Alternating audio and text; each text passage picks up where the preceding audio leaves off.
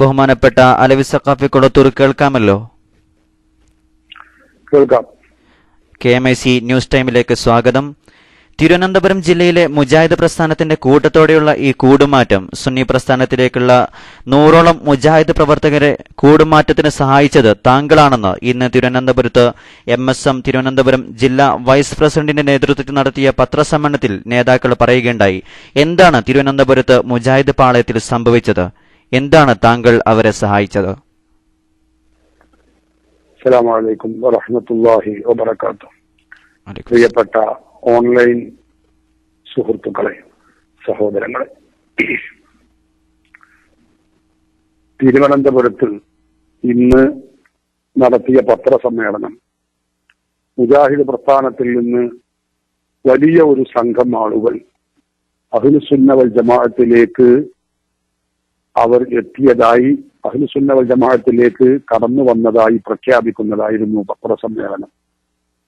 ഈ പത്രസമ്മേളനം അവർ നടത്തി മുജാഹിദ് പ്രസ്ഥാനത്തിന്റെ ആദർശ വൈകല്യം ബോധ്യപ്പെട്ടത് കൊണ്ടാണ് ഞങ്ങൾ രാജിവെച്ച് അഹ്ലുസുന്ന വൽ ജമാഅത്തിലേക്ക് വരുന്നത് എന്ന കാര്യം അവർ പ്രഖ്യാപിക്കുകയുണ്ടായി. അതിന് കാരണം നമ്മൾ അഹ്ലുസുന്ന വൽ ജമാഅത്തിന്റെ ദഅവ പ്രവർത്തനങ്ങൾ, പ്രബോധന പ്രവർത്തനങ്ങൾ അത് സമൂഹം ഉൾക്കൊള്ളുന്നു, ചിന്തിക്കുന്നവർക്ക് ബോധ്യപ്പെടുന്നു എന്നതാണ് അതിന്റെ യാഥാർത്ഥ്യം. മുജാഹിദ് പ്രസ്ഥാനത്തിന്റെ പ്രത്യേകിച്ച് തിരുവനന്തപുരം ജില്ലയിൽ MSM വിഭാഗത്തിൽ വിശേഷിച്ചും അവരുടെ തലച്ചോറായി പ്രവർത്തിച്ചിരുന്ന ഒരു നേതാവ് ഉൾപ്പെടെയുള്ള മുജാഹിദുകളാണ് അഹ്ലുസുന്ന വൽ ജമാഅത്തിലേക്ക് കടന്നു വന്നിട്ടുള്ളത്. അവർ ഈ മുജാഹിദ് പ്രസ്ഥാനത്തിൽ അടിയുറച്ച വിശ്വാസികളും പലപ്പോഴും നമ്മുടെ മുഖാമുഖങ്ങൾ തിരുവനന്തപുരത്തും പരിസരങ്ങളിലുമൊക്കെ നടത്തിയപ്പോൾ ആ സദസ്സുകളിൽ സംബന്ധിച്ചവരും ചോദിക്കാൻ വേണ്ടി മുന്നോട്ട് വന്നവരും അവർ മനസ്സിലാക്കി നമ്മളെ തളർത്താൻ വേണ്ടി ശ്രമിച്ചവരുമൊക്കെ ആയിരുന്നു. പക്ഷെ അഹ്ലുസുന്ന വൽ ജമാഅത്തിന്റെ സവിശേഷത ചോദ്യകർത്താക്കളെയും സംശയാലുക്കളെയും ആവശ്യമായ മറുപടികളും വിവരണങ്ങളും നൽകി യഥാർത്ഥ ഇസ്ലാമിക ആശയം അവർക്ക് പകർന്നു കൊടുക്കുക എന്നതാണ്. അതനുസരിച്ച് നമ്മൾ വസ്തുതകൾ യഥാവിധി വിശദീകരിച്ച് അവർക്ക് പഠിപ്പിച്ചു കൊടുത്തപ്പോൾ സത്യത്തിൽ അവർക്ക് ചാഞ്ചല്യമുണ്ടായി, അവർക്ക് മനസ്സിന് മാറ്റമുണ്ടായി എന്നതാണ് യാഥാർത്ഥ്യം. ഇതിനുവേണ്ടി വിനീതനായ ഞാൻ മാത്രമല്ല അതിലുള്ളത്, നമ്മുടെ SYSന്റെ ദഅവാസൽ അത് ഈ വിഷയത്തിൽ വളരെ സജീവമായ പ്രവർത്തനങ്ങൾ നടത്തിയതിന്റെ ഫലമാണ് നമുക്ക് ഇന്നീ കാണുന്ന സന്തോഷത്തിന് കാരണം എന്ന് പറയാതിരിക്കുക വയ്യ. നമ്മുടെ ദഅവാസലിന്റെ കീഴിൽ SYS സ്റ്റേറ്റ് കമ്മിറ്റിയുടെ കീഴിലുള്ള ദഅവാസലിന്റെ കീഴിൽ അവരുടെ ഈ ഇത്തരം വിഷയങ്ങൾ അവരിലേക്ക് അഹ്ലുസുന്ന വൽ ജമാഅത്തും ബിദഅകളും വഹാബികളും തമ്മിൽ തർക്കമുള്ള വിഷയങ്ങൾ, അവർക്ക് സംശയമുണ്ടാക്കിയ കാര്യങ്ങൾ അതിന് വ്യക്തവും കൃത്യവുമായ രൂപത്തിൽ മറുപടി നൽകുകയും അവർക്ക് ആവശ്യമായ വിജ്ഞാനങ്ങളും വിവരങ്ങളും നമ്മൾ നൽകുകയും ചെയ്തു. അതിന് ദഅവാസലില് വളരെ ശ്രമകരമായ പ്രവർത്തനങ്ങൾ തന്നെ നടത്തിയിട്ടുണ്ട് എന്നത് ഒരു യാഥാർത്ഥ്യമാണ്. നമ്മുടെ ദഅവാസൽ അംഗങ്ങളായ പുഴക്കാട്ടിൽ ഇബ്രാഹിം സഖാഫി, അതുപോലെ അസ്ലം സഖാഫി പോലോത്ത നമ്മുടെ പ്രവർത്തകരെ, അതുപോലെ മുഹമ്മദ് അലി പുത്തനത്താണി പോലോത്ത പ്രവർത്തകരെ അവരുടെ പല ഇത്തരം വിഷയങ്ങൾ, അവരുടെ ചോദ്യങ്ങൾക്ക് സംശയങ്ങൾക്ക് മറുപടി നേരിട്ട് പറയുന്നതിന് വേണ്ടി പലപ്പോഴും നമ്മൾ അങ്ങോട്ട് പറഞ്ഞയക്കുകയും ചർച്ചകൾ നടക്കുകയും ചെയ്തിട്ടുണ്ട്.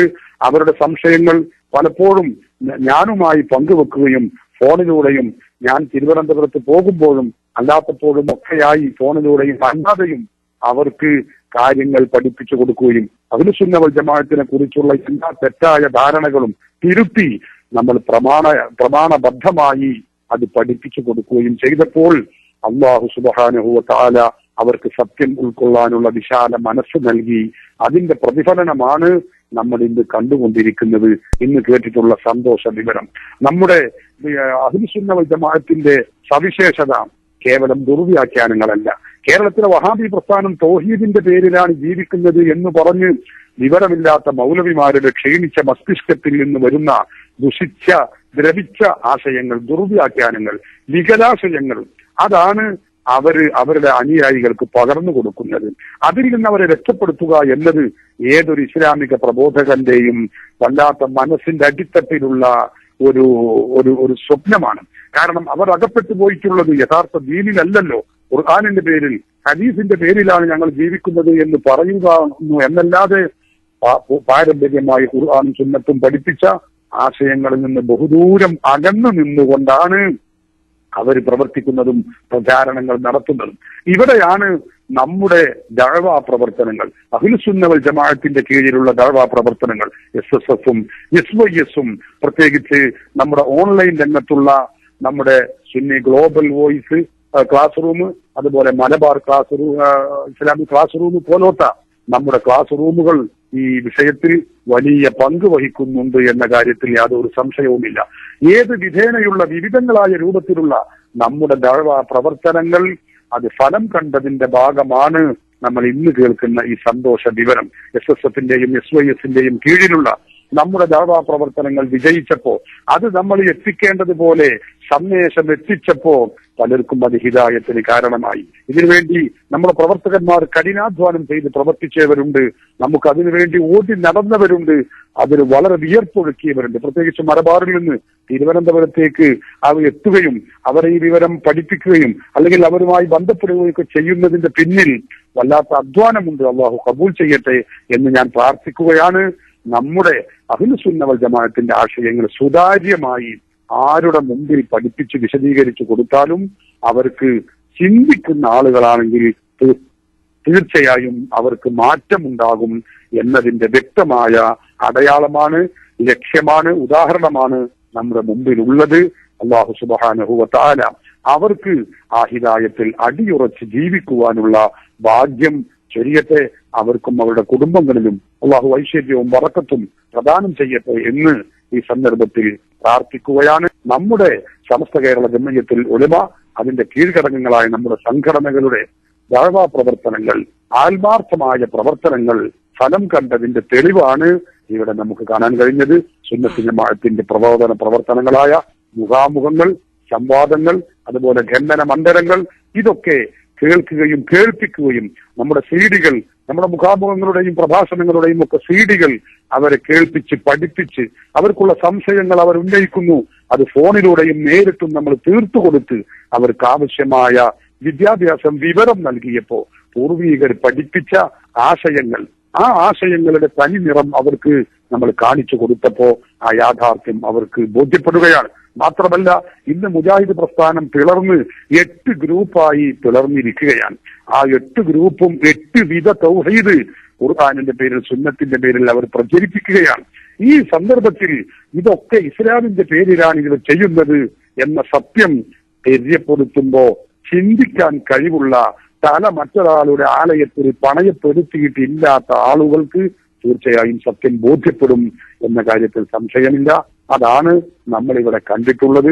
ഇൻഷാ അല്ലാഹ് ഈ മഹത്തായ സന്ദേശവുമായി ഈ ഒക്ടോബർ, നവംബർ, ഡിസംബർ മാസങ്ങളിൽ SYS-ന്റെ നേതൃത്വത്തിൽ നമ്മുടെ സംഘ കുടുംബത്തിന്റെ മറ്റ് സഹകരണങ്ങളോടെ നാം നടത്തുന്ന ആദർശ ക്യാമ്പയിൻ അത് ഗംഭീരമാവുകയാണ്.